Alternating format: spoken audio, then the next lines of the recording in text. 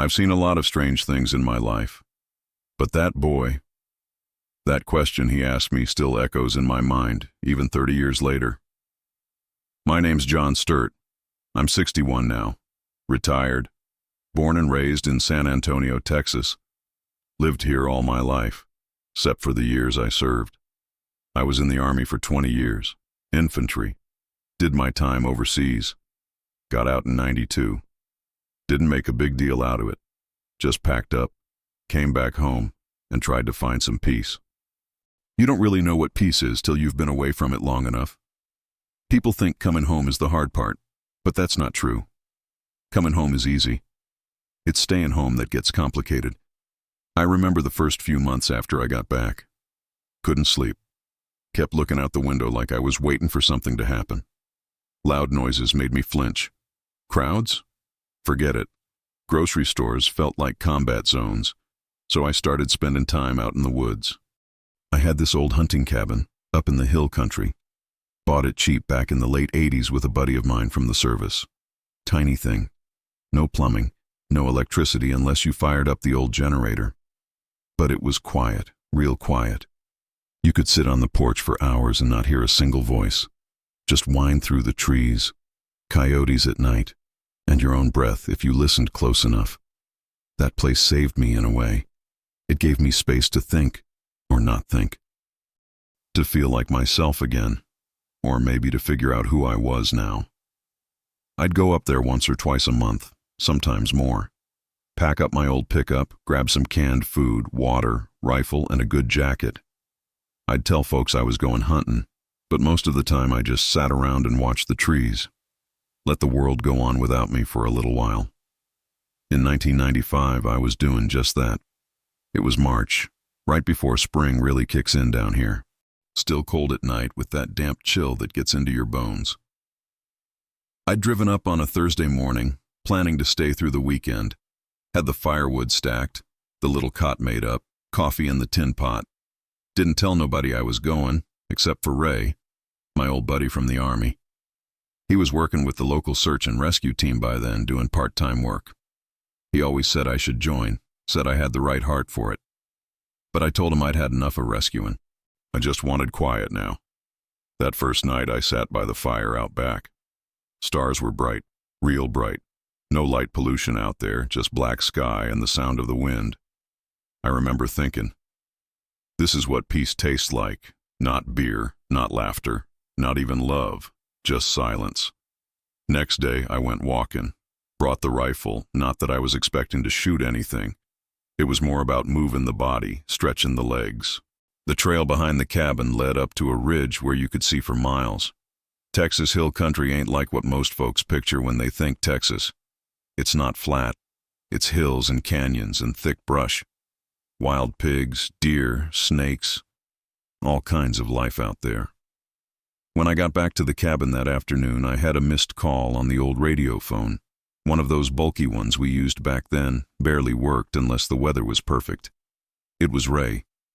He said, "Hey John, you up near Mason County? We got a kid missing out of an orphanage up there. 14 years old, slipped out sometime last night. Nobody's seen him since. Figured I'd check if you were around." I remember just looking out at the trees after that call, thinking, how far could a kid get out here?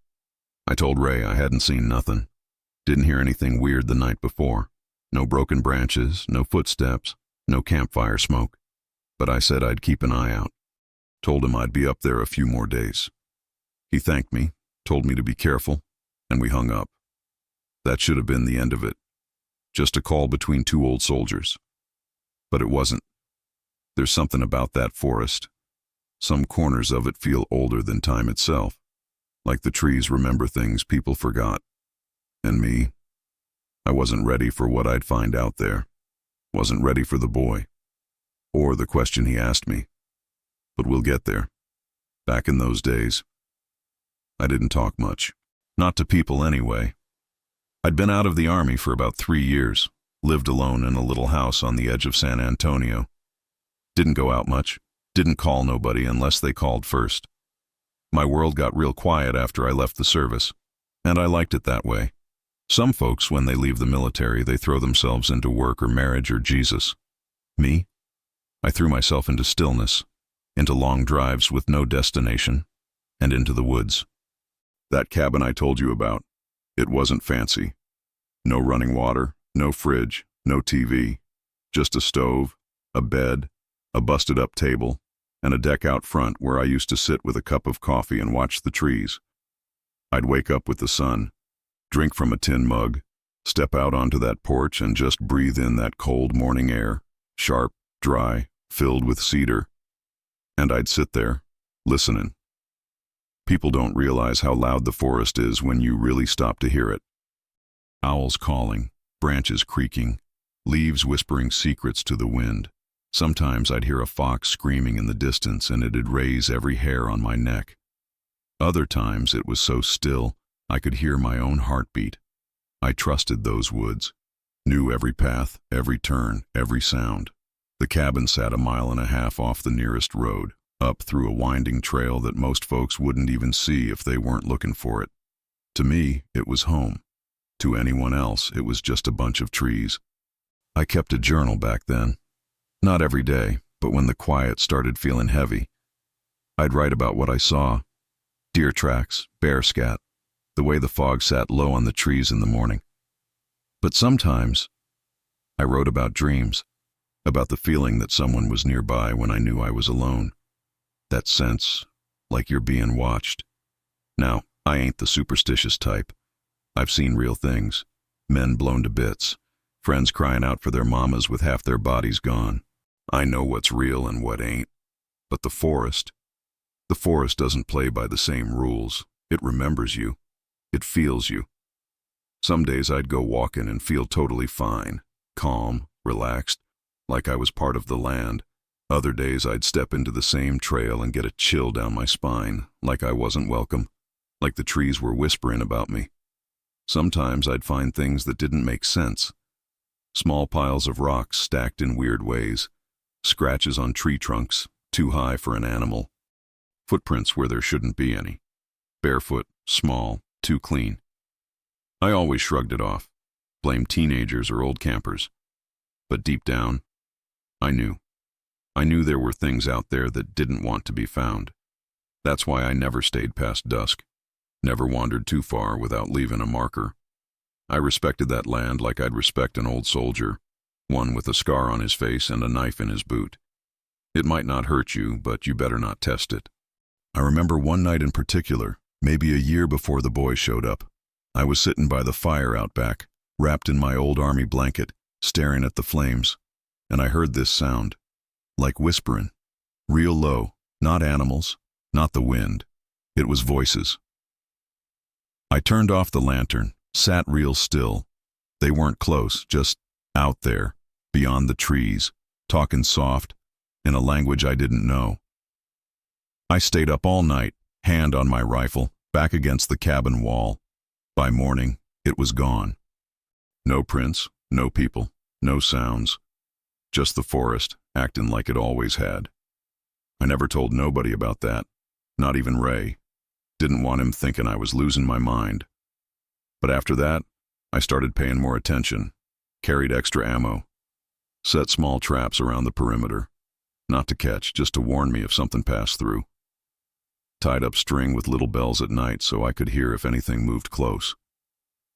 I guess that's why, when Ray called me that March in '95, I was already on edge. I hadn't seen anything strange that trip, not yet, but I felt something, a weight in the air, like a storm coming, but without the clouds. That's the thing about those woods. They don't scream. They wait. They wait until your guard is down, until you feel safe. Then, they show you something, and when they do, it ain't always meant to be understood. That's the place I was in when I found the boy. I wasn't just walking around with a rifle playing woodsman. I was living with the forest, listening to it. And on that weekend, it was listening back. It was the second day out there when Ray called. Like I said, I had that old radio phone, heavy thing. Battery barely lasted more than a day, but it worked just enough to check in if things went south. I kept it mostly turned off unless I was expecting a storm or something. But that afternoon, I had a feeling. Can't explain why. Just gut instinct. So I turned it on. And sure enough, there was a message. Just a beep. Then Ray's voice coming through real faint, like he was whispering through static. "John, hey. You up near Mason County? You at the cabin?" I sat up on the porch, set down my mug, and listened close. I hadn't heard from Ray in months. We weren't the call every week type. Just two old grunts who'd been through too much to waste words. So when he called out of nowhere, I listened. "There's a kid missing. 14. Slipped out of the orphanage sometime last night. Whole place turned upside down looking for him. Thought I'd check if you were nearby. Keep an eye out. I'll send what we got." There was a pause. "Stay safe out there, man." Then the message ended. I just sat there for a while. Could hear the wind picking up through the trees. Could feel that cold pressing in again. Not from the air, but from somewhere deeper. You ever feel like the world just got a little quieter around you? Like the forest itself was listening? That's how it felt right then. I picked up the phone and tried to call him back. No signal. Not that I expected much out there. So I stood up, looked out over the brush, and said out loud, "You see any boys out here? You let me know." I don't know why I said it. Maybe to the trees. Maybe to God. Maybe just to myself. But I meant it. I knew that land better than most. If there was a boy out there, lost, scared, hungry, well, I wasn't about to let him vanish. Ray had always been the type to jump in head first. That's why he joined search and rescue after we got out. Said it gave him a purpose. Said it helped him sleep at night. Me, I was different. I wasn't looking to be anybody's hero. I just wanted peace. But sometimes, peace has a way of being interrupted. I sat back down, lit a cigarette, and started thinking. A 14-year-old boy running off into these woods, that's not just dangerous, that's deadly. We had snakes, coyotes, steep drops hidden by brush, and cold. Nights could drop below freezing in March. One wrong turn, one twisted ankle, and that boy'd be gone before anyone ever found him. I'd seen it before, not in Texas but overseas. People vanishing, not because of anything supernatural, just the elements, time, the silence that swallows you when no one's looking. I went inside and pulled out a hand-drawn map I kept in the drawer, one I'd been marking for years. Game trails, old hunting paths, places where the ground dipped just enough to hold footprints. I marked out a few areas I figured a kid might wander if he didn't know better. Then I stood there for a long time. I hadn't seen anything, hadn't heard any cries, no broken branches, no fires. But the forest had been feeling strange, even before that call. Like it was waiting for something. Like it already knew. I kept hearing Ray's voice in my head. 14, keep an eye out. You gotta understand, Ray wasn't the kind of guy to call just for backup. He trusted me, yeah. But more than that, he knew me. He knew if he called, I'd take it serious. And I did. I spent the rest of that afternoon walking, didn't go too far from the cabin, just enough to scout the nearby trails. Didn't see nothing. No footprints, no movement. But the birds were quiet, too quiet. Normally by 4 or 5 in the evening, you'd hear all kinds of songbirds and rustling. But that day, it was like the woods had hit pause. Even the wind felt heavy. I circled back by sundown, lit a fire, ate a can of beans, tried to shake the feeling, but I couldn't. I kept thinking about that boy. Where was he? What had driven him to run? Did he know what kind of land he'd walked into? I didn't sleep much that night. Sat on the porch with my rifle, eyes on the tree line. Saw shadows moving, but that's not unusual when you're tired and the fire's low. What was unusual was how the forest didn't blink. You know what I mean. No owls, no bugs. Just that dead, thick quiet. The kind that presses against your ears till you feel like screaming. It was like the land was holding its breath. And I think that was the moment I realized. I wasn't alone out there. Not in the way I thought. Something was watching. And it wasn't just me. After Ray's message, things felt different. I stayed 2 more nights in that cabin, just like I planned. But they weren't like the nights before, not even close. I'd been going out there for years, knew the sound of every owl, every crack of wood, every breeze that rolled down those hills. But suddenly, all that familiarity, it vanished. It was like the forest had changed the rules. The next morning, I woke up before the sun. Didn't even need the alarm. My body just knew it had to be alert. I made coffee, sat on the porch, watched the trees turn from black to blue to gray. No birds again, just wind. I decided to do a wider sweep, take the southern trail that looped around the ridge and dip down toward the creek. If a kid had been wandering aimlessly, maybe he followed water. That's what most lost folks do. They go downhill looking for a stream. I packed light, just a day pack with jerky, a canteen, flashlight, and my old 308. Not because I expected trouble, but you never know out there. Wild hogs will tear you up worse than any man, and I wasn't about to become a headline. I moved slow, not sneaky, just careful. Listened more than I stepped. Stopped every few minutes to scan the woods, to breathe, to let the land speak. I didn't find the boy that day, but I did find something. About 2 hours in, down by a split in the trail, I came across a shoe. Just one. Small. Worn. Muddy, but not soaked. Didn't look like it had been there long. Now, I'm not a tracker. Not like some of those guys you see on TV. But I know a fresh sign when I see one. And that shoe was fresh. I picked it up, turned it over in my hand. Couldn't see any brand on it. Just canvas, frayed laces. Didn't even look like the kind of thing a modern kid would wear. Made me feel uneasy, if I'm honest. Like maybe it didn't belong to the missing boy at all. Still, I tied it to my pack, marked the tree beside it with a strip of red cloth, and kept moving. But after that, the woods felt wrong. Every step I took, it was like the trees leaned in a little closer, like they were trying to listen, or warn me. I started hearing things, faint snaps in the brush, soft crunches in the distance. Could have been animals, could have been nothing, but it didn't feel like nothing. By mid-afternoon, I hit the creek. Water was low, just a slow trickle over rocks. I knelt down to fill my canteen and caught sight of something upstream, movement. At first I thought it was a deer, then maybe a person, but when I looked again, nothing. Just the water and the trees.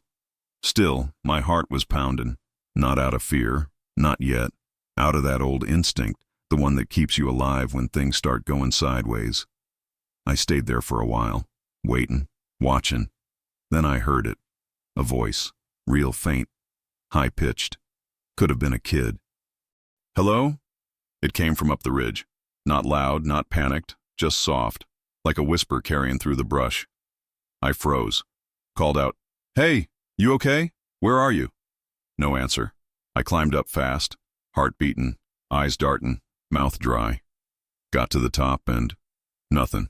No footprints, no kid, just the forest, looking back at me like it always had.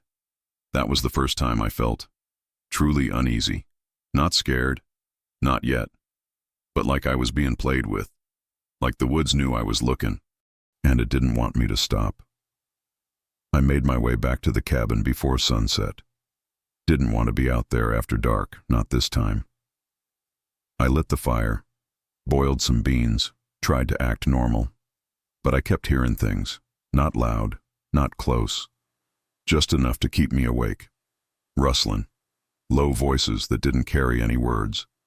Once, I swore I saw a figure standing between two trees just beyond the firelight.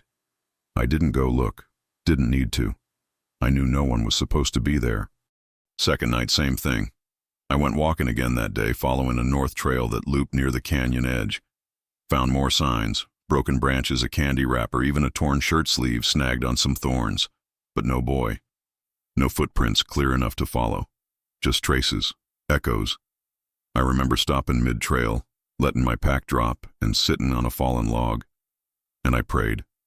Not something I did much, but I did that day. God, if he's out here, help me find him. If he's not, help me understand what I'm feeling. And you know what happened? Nothing. Just the wind through the brush. And a sudden awful smell, like rot, like something had died nearby. I stood up, scanned the trees, didn't see a damn thing, but the smell stayed with me all the way back to the cabin. That night I slept with my boots on, gun beside me, flashlight in my hand. The forest didn't sleep, and neither did I. Next morning, that's when I found him. It was early, real early. The kind of cold morning where the air sticks to your skin and the ground feels stiff under your boots. I hadn't slept worth a damn that night. Maybe drifted off for an hour or two, but every crack in the wood, every gust of wind had me reaching for the flashlight. So when the sun started rising, I was already up, packing a thermos with coffee and gearing up for one last sweep. I don't know why I thought that day would be different. I'd come up empty 2 days straight. But something in me wouldn't let it go. Maybe it was Ray's voice, or maybe just that gut pull, like the forest was about to give something back. I took the eastern trail this time, not a full path, more like a deer run that cut behind a thicket and led to a clearing I hadn't been to in years. Used to be a place I'd go to hunt rabbit, quiet, sunken, surrounded by cedars. I walked slow, no rush, let the air settle. And about 30, 40 minutes in, I stopped. There he was. Just sitting there in the clearing, cross-legged, like he'd been waiting. At first, I didn't move, thought maybe my eyes were playing tricks again. But then he turned his head and looked straight at me. This boy, 14, maybe younger, dark hair, pale skin, eyes too wide for his face, clothes all torn up, caked in mud, barefoot. But what hit me hardest, he didn't look scared. Not like you'd expect a lost kid to look. No tears, no panic, just calm, like he knew I was coming. I stepped forward, slow. "Hey there," I said, voice low, steady. "You all right, son?" He nodded once, just once. "You alone out here?"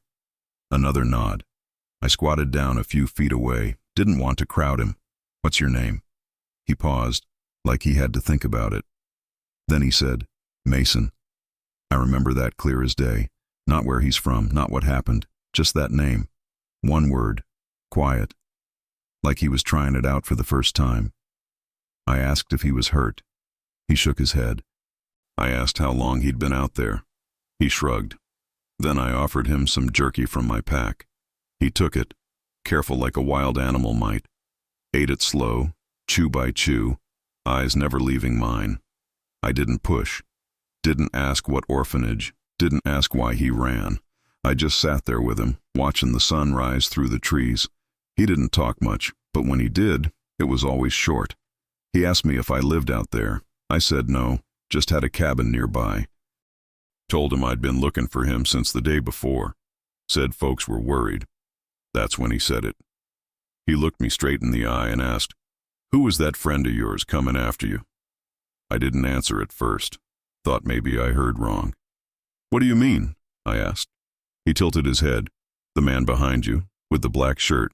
He was following you." My mouth went dry. I hadn't seen another soul in days. Hadn't heard a single step that wasn't mine. And I sure as hell wasn't traveling with anyone. I said, "There's nobody else out here, Mason. Just me." He looked confused. Not scared. Just like that didn't make sense. "But he was right there," he said. "Right behind you." He was tall, looked at me. I felt a cold crawl down my spine. Stood up, scanned the tree line behind me. Nothing. Not a footstep, not a shadow. Just stillness. I didn't say anything else for a while. Just told him we needed to get going. He stood up slow. Legs shaky, like he'd been sitting there a long time. I put my jacket around him, gave him my boots, walked him back to the cabin. He didn't ask any more questions, and I didn't either. We reached the cabin by noon. I gave him water, warmed up some soup, let him sit by the fire. He didn't speak much after that, just sat quietly, staring at the flames. Later that afternoon, I hiked up the trail until I got a radio signal and called Ray. Told him I found the boy.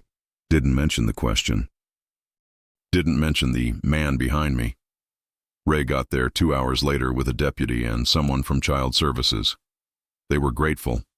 Said the kid had been gone for almost 3 days. Said he'd slipped away during the night. No one knew how. Mason didn't say much to them either, just nodded when they asked if he was all right. As they were leaving, he looked back at me from the truck, eyes locked with mine one more time. And then he was gone. They took him. I never saw him again. But that question he asked me, it never left. Who was that friend of yours coming after you? I was alone. I know I was alone. So who did that boy see? That question stuck in my mind like a nail. Even now, 30 years later, I can still hear his voice. Soft, calm. Who was that friend of yours coming after you? I didn't answer him when he asked it. Not really. I just said, there's nobody else out here. But deep down, I wasn't sure anymore. The second those words left his mouth, the air felt heavier, like the forest was listening, like something was waiting for my reaction. I tried to play it off, act like he was just confused. He'd been out there too long. Maybe he was seeing things. Kids get dehydrated, scared. The mind plays tricks. But Mason didn't look scared, didn't look confused either. He looked like someone who saw something, and was just trying to make sense of why I hadn't seen it too. After we got back to the cabin, I couldn't stop looking over my shoulder. Every time the fire cracked, I jumped. Every creak in the wood felt like a footstep. I kept thinking, what exactly did he see? A man, tall, with a black shirt, looked at me. His words played on repeat in my head, over and over. I ran through every possibility. Could someone have been following me? Could someone else have been out there that whole time, watching me, watching us? But it didn't make sense. I'd been moving slow, listening, observing. No snapped branches, no footprints. Nothing to make me think I wasn't alone. And yet, that boy looked me in the eyes with absolute certainty, like he hadn't just imagined it, like he knew what he saw. You gotta understand something about me. I've never been one to spook easy. I've walked through war zones, seen what real fear looks like, heard it in men's voices when they know they ain't going home. But this was different. This was quiet. This was still. This was that kind of fear that doesn't come from what's in front of you. It comes from what you missed. The idea that something was right there, and you didn't see it. That night, after Mason was gone, I sat on the porch with the lantern off. Didn't even light a fire. Just sat in the dark, rifle in my lap, watching the tree line. I thought about every step I'd taken in those woods, every turn I made, every moment I thought I was alone. And then I thought about the boy, sitting there in the clearing like he'd been waiting, like he knew I'd come, and more than that, like he knew I wasn't the only one out there. I started second-guessing things. Had I heard footsteps on that second night? Had I seen movement in the trees that I'd shrugged off? Was I being followed without knowing it? I thought about that smell too. The one by the creek, like rot, like something dead. I didn't find a body, didn't find an animal. Just that awful stench that lingered even after I left the area. Was it related, or was it just the forest messing with my head? I wish I could say I chalked it up to nothing, that I found a logical explanation and moved on, but that'd be a lie. Truth is, I didn't sleep that night either. Didn't close my eyes until the sun came up and the shadows started retreating. And even then, I didn't feel safe. Not like before. That place, the cabin, the woods, all of it. It used to feel like a refuge, a place I could breathe. But after Mason's question, it felt different, like the land had shown me something. Not in a loud, obvious way, but in a whisper. A reminder that I wasn't always in control, that maybe there were things out there I wasn't meant to understand. I stayed one more night, not because I wanted to, but because I had to prove to myself I could. And it was the longest night of my life. I didn't eat, didn't drink, just sat by the door, light off, heart thumping in my ears. At one point, maybe around 2 a.m., I heard footsteps. Not an animal, not a branch fallen. Footsteps, human, slow, measured, crunching the dead leaves outside the cabin. I held my breath. Didn't move, didn't even blink. Then, silence. Nothing. I waited another hour before I dared move. Checked outside with my flashlight. Nothing there. No tracks. No sign anyone had been near. But I know what I heard. Just like Mason knew what he saw. That morning, I packed up. Didn't finish my coffee. Didn't say goodbye to the trees like I usually did. I just left. When I got home, I tried to shake it off. Told myself it was just stress, lack of sleep. But I never went back to that cabin. Not once.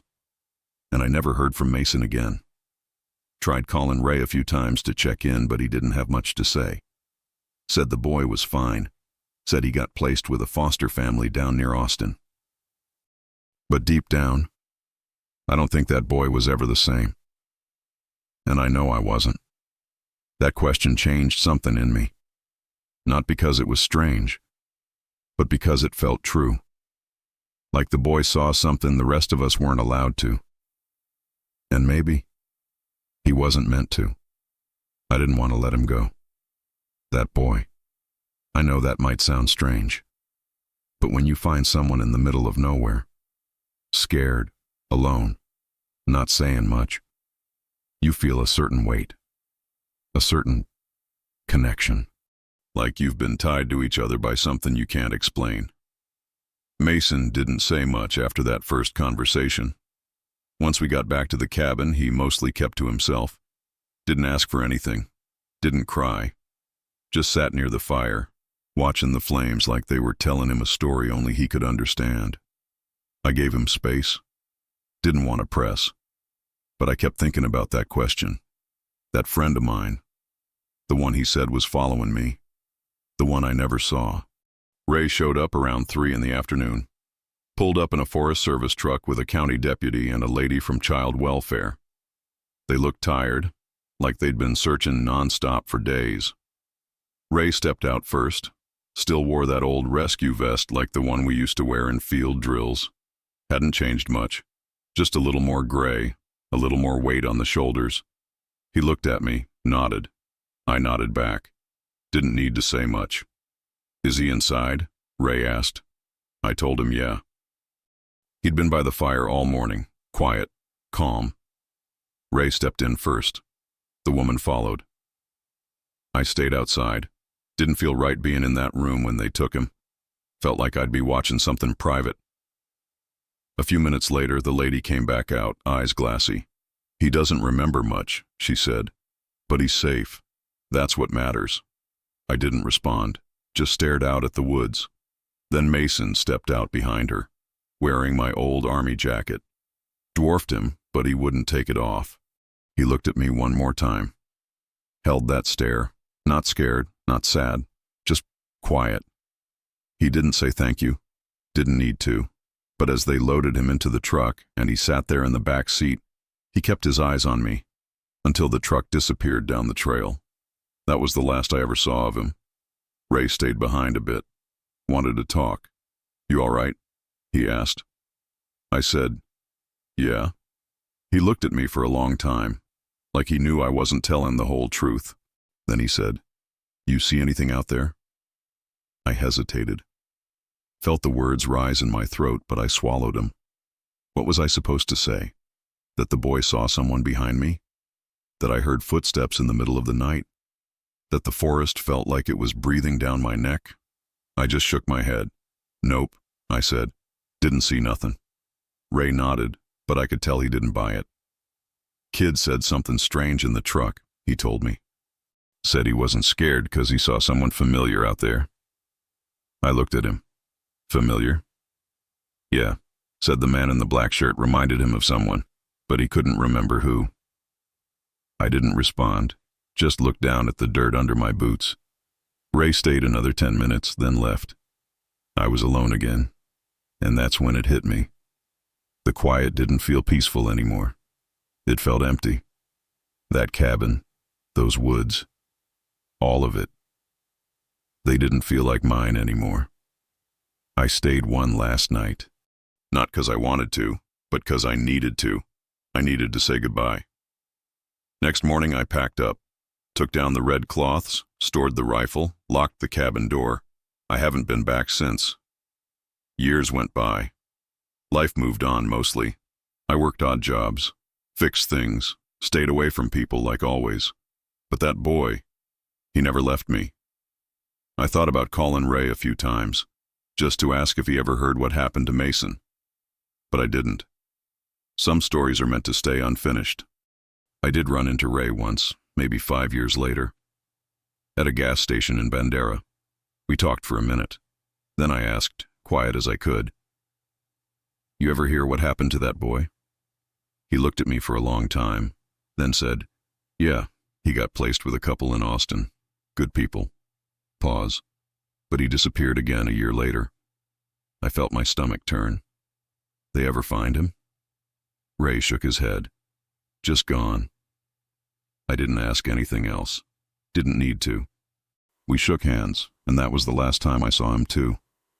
Now, all these years later, I still think about that kid. Still hear his voice. Still see his eyes when he asked me that question. "Who was that friend of yours coming after you?" I've looked through photos, searched news clippings, tried to find answers. But there aren't any. Just silence. And sometimes, that silence feels like it's watching me. Like whatever was in those woods never really left. You'd think after all these years it'd get easier. That the memory would fade, soften around the edges. But it hasn't. If anything, it got heavier. It's not the kind of memory that rushes back. It creeps. It waits. Sometimes I'll be sitting on the porch of my house, different one now, in a quieter part of town, just watching the street, sipping coffee. And out of nowhere that voice comes back. "Who was that friend of yours coming after you?" It's not even the words that get me. It's the way he said it. So calm. So sure. Like he wasn't asking if I saw someone. He was telling me that someone was there, and that he saw what I didn't. That part's what keeps me up at night. 'Cause if I miss that, what else have I missed? I've tried to explain it to myself 100 different ways. Told myself it was the stress, the isolation, the weight of the years after service finally catching up with me. But it never felt like imagination. It never felt like just a dream. It felt real, too real. And the silence that followed, that was the worst part. When Mason left, when the truck drove off down that trail, I stood there for what must have been an hour. Didn't move, didn't speak, just listened. Waiting for the trees to breathe again. But they didn't. Not for me. That place that used to bring me peace. It turned cold, turned distant, like it didn't trust me anymore. And I don't blame it. I didn't tell the whole truth. Not to Ray, not to the deputy, not even to myself. Truth is, I felt something following me those last days. A shadow in the brush. A presence behind the sound of my steps. But I kept my mouth shut. 'Cause I didn't want to sound crazy. Didn't want to admit that maybe there was something out there I couldn't fight off. When you spend your life in control, first in the military, then on your own terms, you don't want to believe in things you can't explain. But sometimes, explanations don't come. Sometimes all you get is a memory. And the silence that follows.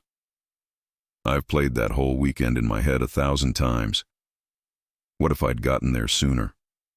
What if I'd asked the boy more questions? What if I had turned around when he asked me about that man? Maybe I'd have seen something. Maybe I wouldn't be carrying this weight today. But I didn't. I just nodded, packed my gear, and walked away, like it was any other day. And maybe that was the mistake. I still dream about it. Not often. But when I do, it's always the same. I'm back in the clearing. Mason's there. He stands up, points behind me. But this time I do turn around. And there's someone standing there. I never see the face. Just the shape. Tall. Still. watching. Then I wake up. Always the same cold sweat, same ache in my chest. I've told myself it was just the mind filling in blanks, but I don't believe that.